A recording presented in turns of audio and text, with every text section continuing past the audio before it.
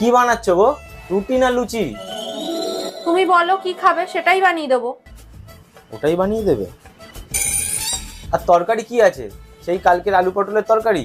তুমি বলো না কি তরকারি খাবে, সেটাই বানিয়ে দেবো। ওটাই বানিয়ে দেবে? কি হলো, আজকেও আমার সব কথা শুনছে কেন? আমার তো একটু সন্দেহ লাগছে। দাদা, বাড়িতে কেউ আছেন?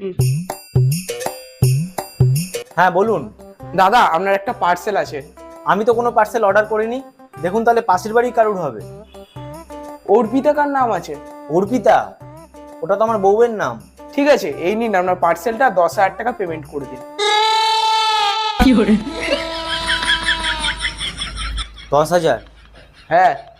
এবার বুঝতে পারলাম আমি যা বলবো ও কেন সেটাই আজকে বানিয়ে দেবে। এই বলো না কি বানাবো, তুমি যেটা বলবে আজকে সেটাই